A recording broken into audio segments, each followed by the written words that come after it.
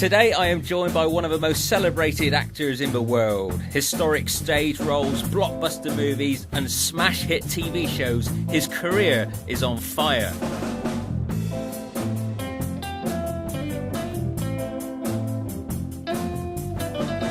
He saves lives in Chicago from a fire engine.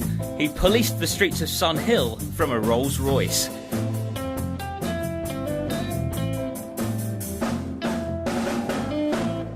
Ladies and gents, make some noise for the legendary Eamonn Walker. Eamonn, welcome to the Bill Podcast. Thank you very much. What an introduction. That sounds fantastic. Thank you very much, mate. Oh, it's such a pleasure. And we have to say a big thank you to Nick Redding for kindly hooking us up. Yeah. You sent me such a wonderful email just to talk about your pride for what Nick has done with Safe. He's a special human being, isn't he? He's an incredible human being and has been working really hard at changing the world for such a long time. And I remember that idea when it was a fledgling of an idea.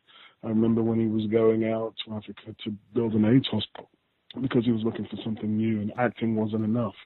And so what it's turned into and all the lives he's affected and changed, it makes me very, very proud just to know him, far less him being my friend. So, yeah.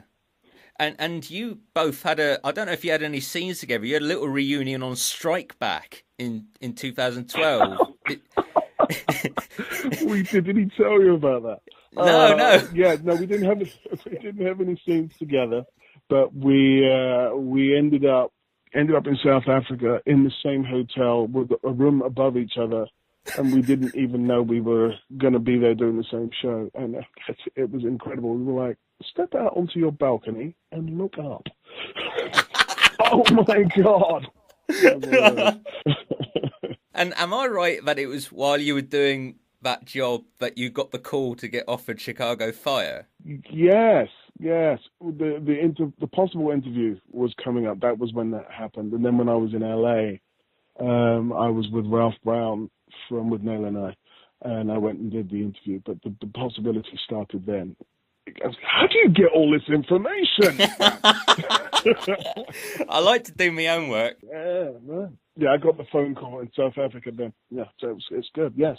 What a phenomenal programme you make. It's shown all over the world. In the Bill terms, Bowden's like the Sergeant Cryer, isn't he? He's the glue. He is completely like Sergeant Cryer. What an amazing man he was too. When I was doing the Bill, I was like one of the youngest persons on the cast, and now I find myself doing Chicago Fire, and I'm the oldest person on the cast. So there's been a lot of water under the bridge, mate. So. Yeah, you must have such respect for the real men and women that are saving lives on a daily basis and fighting fires. And it's a real honour. Is it right? Like some of the extras in the show are actually seasoned veterans of the job in real life. Well, they're not all veterans. Some of them are still serving. What actually happens is, my day starts at 4 a.m. and by 4:35, we're coming out of makeup and all the rest of it, so we can shoot by first light. And that's around about the time when they finish their shift. And so some of them just come straight from shift, straight onto our set, and having fought fires all night or, pulled cars apart and pull people out from whatever mistake they've made on the motorway, they come directly to us and reenact that on the show.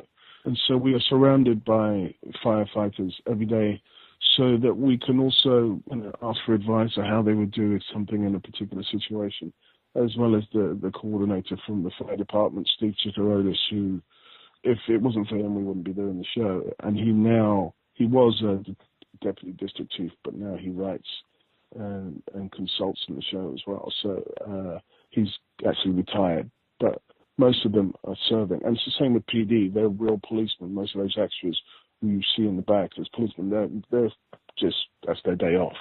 Wow. Yeah. I mean, these are like, you're making like a movie every week. The production values are absolutely phenomenal. It feels like it. Yeah, I've seen you walking through buildings on fire, carrying people over your backs, hanging off precipices, saving Jesse Wallace. I mean, you've kept yourself in shape, sir. This is hard work you're doing on a daily basis. It is. It is hard work, and regardless of the age that I am, that equipment is very, very heavy, and you can't be around real firefighters and wear the fake stuff. So we're in it to win it, if you know what I mean. And so it's real fire, and we get burnt on the odd occasion, but we've been trained really well, yet again by Steve Chikaris. And we have a great art department and special effects team, John Milanek and Craig.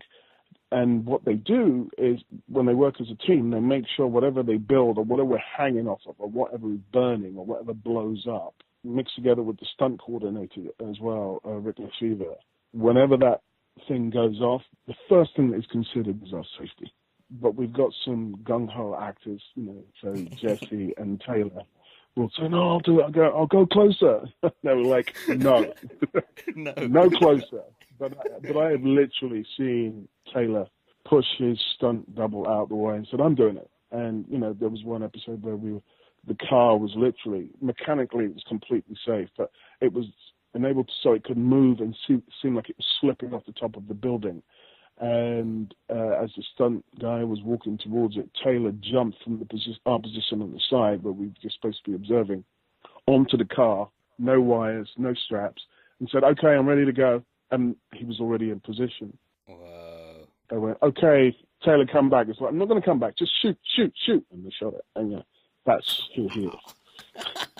So, it's pretty exciting. I've got to say, it feels, the kid in you that wanted to be a firefighter or, a fireman, as people say here, and go, run around and drive at 90 miles per hour and do all that. We get to do that every week. So it's great. Yeah. There was a bit where Bowden almost got to get into Haynes mode a bit. There was an episode where an armoured truck had crashed, and there were two punks fancying their chances of robbing the loot, and until Bowden comes in and takes them both down to the ground. That was the moment. I was like, I've got to do what? Yeah. One of the reasons I wanted to do Chicago Fire, was partly because I'd done the bill, but then I did a film called Tears of the Sun, which was really about camaraderie and not leaving men behind, and whatever situation you're in, that camaraderie and willing to die for your brother as a firefighter, no matter whether you got on outside of the firehouse or you got on outside on the street. When you were together, you were that team in that scenario, you were together. And that camaraderie is a big thing for me. And so when the script of Chicago Fire came up, I was like, I want to be in there. Yeah. And it's one of those shows where every season the viewing figures go up. Over here in the UK, everything is going down. But over on NBC, this is like the biggest thing on TV. Oh, wow. See, because I don't watch TV, I have no idea. We're busy making it, not busy watching it. So I'm glad people are liking it. Oh, yeah. How did this fantastic career begin for you? Were there any performing genes in your family? Where did the bug come from? The bug got me when I was 9 years old. There's no one else in my family who does this. My family is full of doctors and teachers and workers and 9-to-5ers, really. And I'm the only one that's doing it. There's several of the new young ones who want to do it now, so I guess I'm the inspiration for that. But I was 9 years old. I saw a film called In the Heat of the Night with Sidney Poitier when it first came out. And Rod Steiger and Sidney Poitier and that dynamic duo battling over that particular story of a black man who was a policeman from New York who happened to be passing through a town in the South, and there'd just been a murder, and of course they blamed him because he was the black guy. And then what ensued in that movie just changed my whole life. And it was the one scene in the greenhouse where the white plantation owner slaps Sidney Poitier in the face because he thinks he can, and Sidney Poitier slaps him straight back. And that moment just sparked my whole life, because I was reminiscent of things that were happening on the streets of London for me as a 9-year-old boy. And I was like, wow, that's an option about how I can survive. Yes, I don't have to take whatever was coming at me. And my whole life changed from that. And somewhere deep down inside, my brain started putting it together, the power of television, the power of theater, the power of writing, the power, I'm bundling all the years together, but by the time I was chasing it properly, which was, the first thing came along when I was about 22. and I became a dancer first and all sorts of things. But I put it together that through the power of the pen, you can change an idea in somebody's head if it's done well enough. And so that's basically what I've been trying to do my whole career. Have you ever met Mr. Poitier? I have. No way! Wow! Yeah, I had the privilege of doing Julius Caesar on Broadway with Denzel Washington, and I was playing Mark Antony. And because Denzel knows everybody, they all came to see him play Brutus. And on the opening night, everybody was there from all the huge, massive stars. And one of the members who came backstage to say what they needed to say to Denzel, as I was freaking out because, you're covered in blood. You're thinking, oh my God, that's my first opening night on Broadway, whatever you're thinking. And I'm walking, kind of wiping the blood off my hands, and I bump into this very, very tall older man, and I look up and instantly recognize him and can't speak. And he realized that I was having an apoplectic moment. And he just put his arms out and he said, come here. And he hugged me. And he was very complimentary in my ear. And I was like, I've got to go now. I've got to go. You're the reason I'm an actor, so I've got to go now. And I left. I went to my room. So that was my Sidney Poitier meeting. Oh, I got a tear in my eye. That's fantastic. Oh, wow. I mean, you were a young man, but you'd already done loads before you joined the Bill. Yeah. You had a regular role in a sitcom. In Sickness and in Health. Yeah. I mean, yeah. it's a different world to Malcolm Haynes. Very different. Your comedy timing, you get massive rounds of applause, like the biggest cheers in the entire series that it ever got, Oh, wow. In Sickness and in Health was fantastic. I worked with some of the greats of British comedy. But I was a young actor. This great thing, when they say ignorance is bliss, they're not wrong. So I was on there with Warren Mitchell, Arthur English, Carmel McSharry, Una. It was just these people were amazing. And basically, Warren Mitchell took me under his arm from the time I did my audition, which, I was a raw talent. I'd done plays and whatever. I was at Citizens. I started at the Albany Empire with John Turner. It was the old school way of learning to act. It was rep. You did a play during the day and you performed another play at night. And I did that for years and years and years, a long time before I went near a camera. So by the time In Sickness and Health came along and I did my audition, and they were saying, we want somebody who's kind of Boy George-ish. And I was like, I don't like Boy George. I'll give you my version. And they were like, okay, go ahead, do your version. And my version and my comic timing was based off of my mother, who was a very, very funny woman. My mother was hilarious.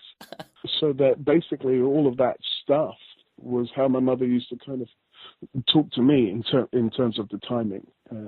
And she was a nurse in the hospital. And she used to tell me some of the stories of some of the people that she would have to treat in the hospital. And they were hilarious stories. She used to come back and tell me those stories every night. So I don't know if I was doing comic timing, but Warren Mitchell certainly took me under his arm and taught me comic timing, and taught me how I used to watch him do the warm-up before we started recording, and he would have the audience in the palm of his hand, and if he said turn left, they'd turn left. If he said turn right, they'd turn right. Laugh now. And it's not like, laugh now because I'm being told what to do. It's because they genuinely were laughing.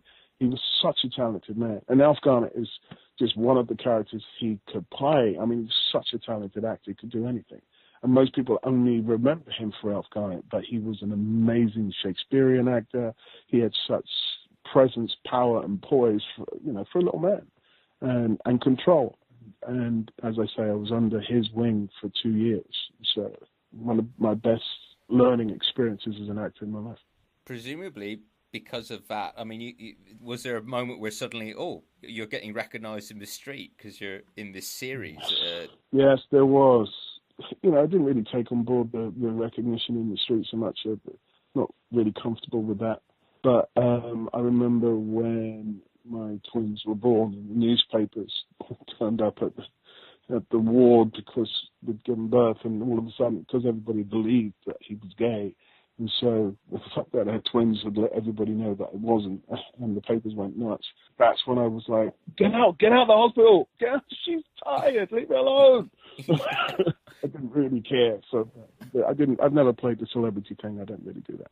Well, by 1988, I mean, you're a very familiar face on television. You've done a Dempsey Makepeace, Tales of the Unexpected, you'd played 2 policemen in Dramarama and Bowman, so your profile was pretty good. You really have done your homework, haven't you? So, was the bill a straight offer at this point? How did it happen? How it happened was, that was a decision that I didn't want to do in Sickness and in Health anymore. I knew the type of actor I wanted to be, and I wanted to emulate Sidney Poitier, if you like.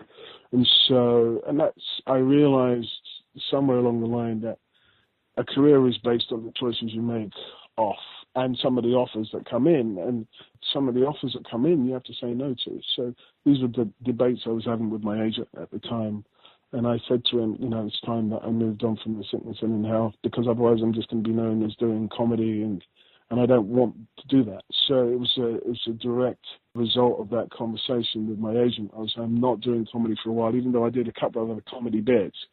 I was like, I'm really looking to do a serious drama. So the bill, when that came along, that was the thing for me to learn single camera as opposed to multi-camera, and to do a drama. That was, and I think the first thing I did before the bill was Jane Lepetier and Jack Shepherd. It's called Justice or something like that. I don't know, some drama on BBC Drama, and I was like, no, I'm going to concentrate on drama because I wanted more things along the lines of In the Heat of the Night. Not that gets written every day, but that's what I was aiming for in my head.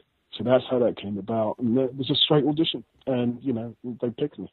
So I was lucky, very quickly after In Sickness and in Health that came along. I was like, okay, and joined a team of people they were hilarious, they were funny, they were fantastic, and one of the best moves I ever made. Oh.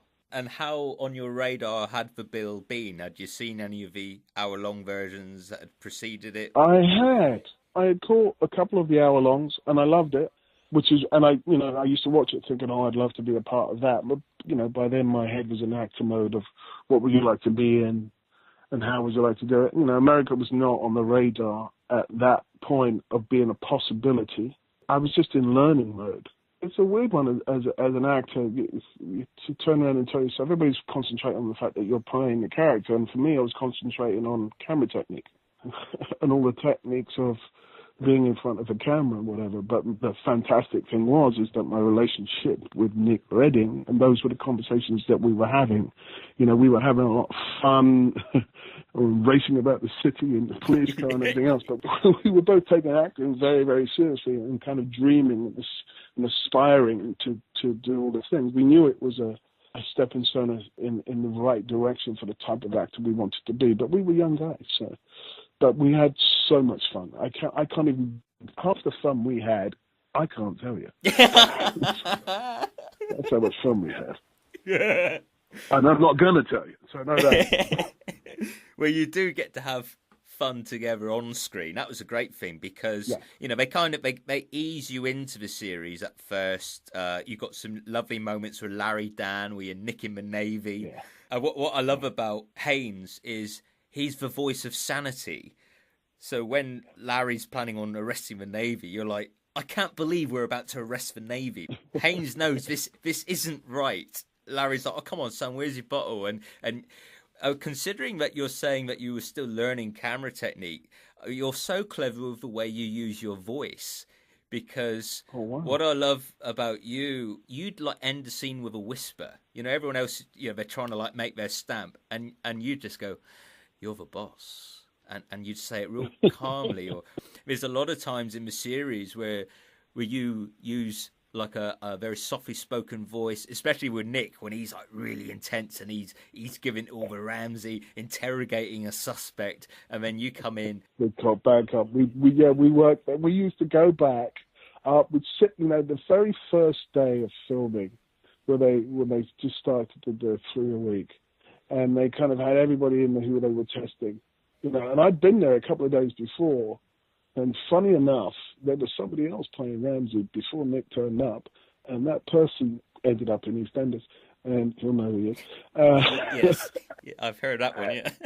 Because you do your homework. Yeah. I remember it now changed around, and Nick was Ramsey, and we were sitting in the car park going, so how was your first day of filming? It was okay. So, do you think they liked us? It was one of those. And we would work out things, the good cop, the bad cop, because we could see what the writing was doing, the racist thing, and they wanted this. I think they were trying to pit us against each other. And we would turn around and say things, well, we can play against that. We can, even with the lines that they have, we can play against that. And then eventually the writers kind of clicked onto it, and then they started sticking us together. But we used to sit down in the car park almost every day after work and go, how was yours? Because what most people don't realize was one of the hardest schedules, still to this day, I've ever been on.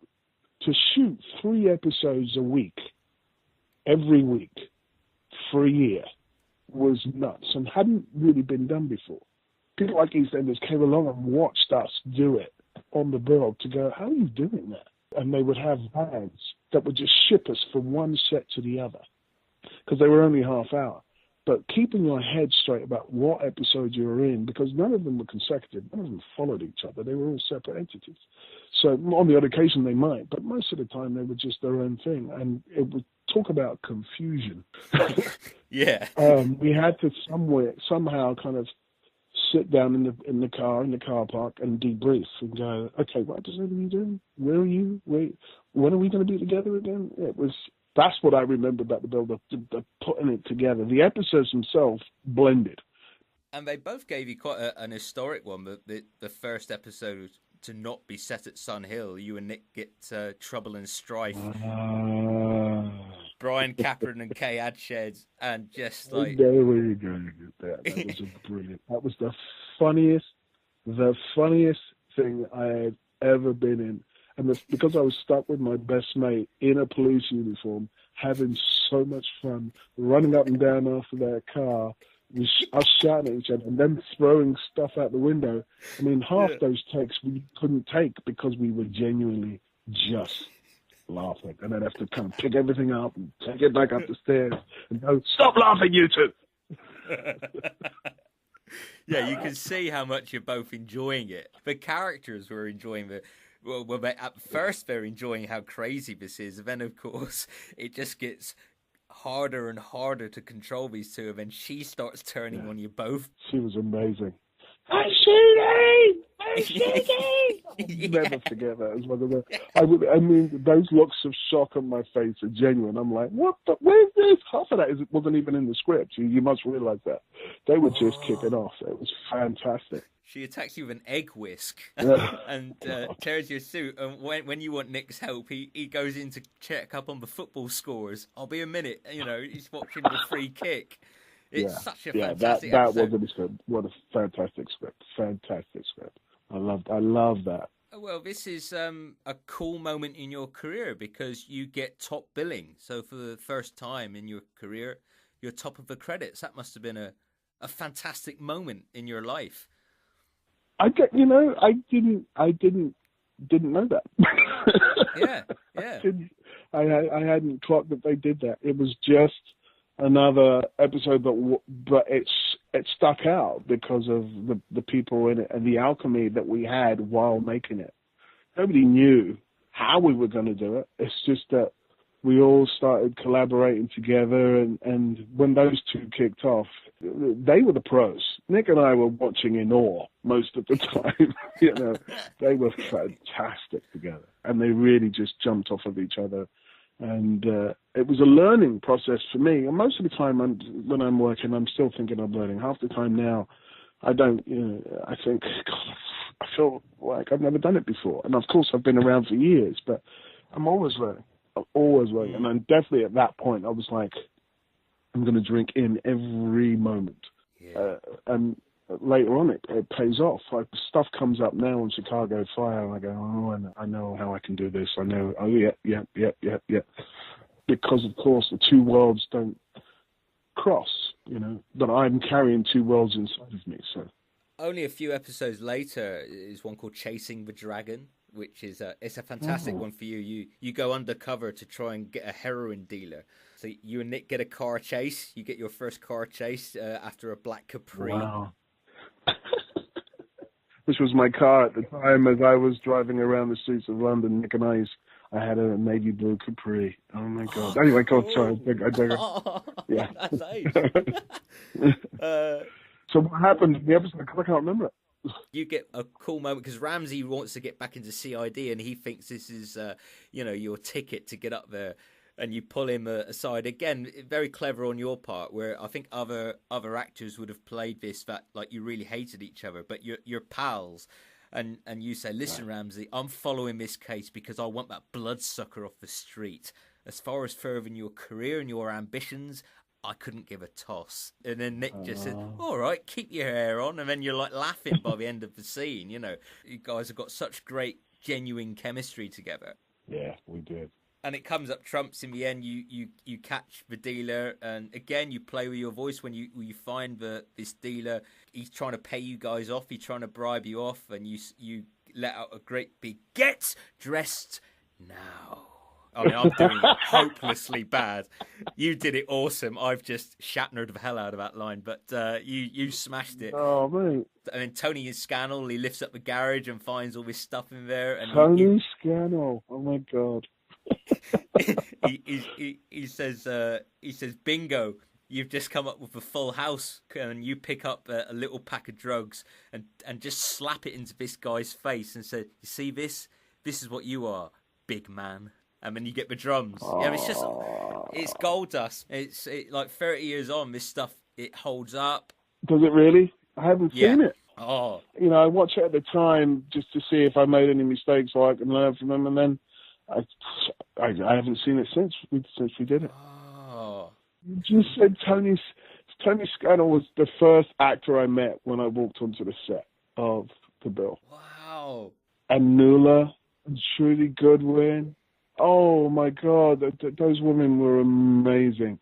And they were so nice to me. And anything I needed to be able to kind of get up to speed with The Bill, Trudy and Nuala were beautiful human beings and helped me so much. I swear to God. You're bringing back memories for me now, mate. They are all so proud of you. Everyone I speak to, Barbara Thorne, yes. Yeah. Yes.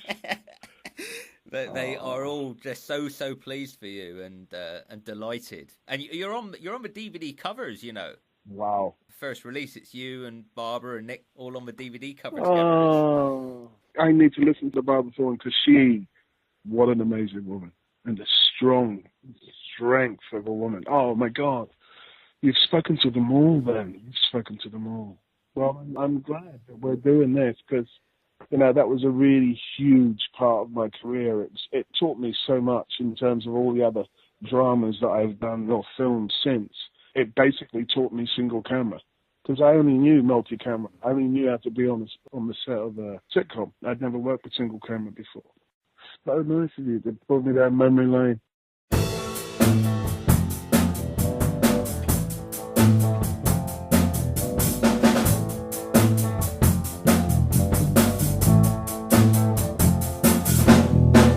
What a lovely man. I can't tell you how much I enjoyed talking to Eamonn, and it was wonderful to hear his admiration and respect for Nick Redding and his tireless work with SAFE. If you'd like to support SAFE, you can visit safekenya.org to make a donation, and you can find out more about Nick's incredible work firsthand because I had the pleasure of interviewing the great man on an earlier The Bill podcast, so perhaps you might like to listen to that while you look forward to part 2 of Eamonn's interview, which will be released in a couple of weeks. Here's a clip as Eamonn remembers policing the streets of Sun Hill in a Rolls Royce.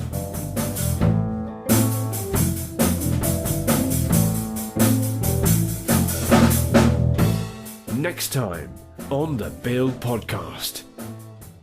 I remember that. I remember Yeah. the drive. Yes, I've never been in a car like that before. I really did enjoy it. Yeah. Oh.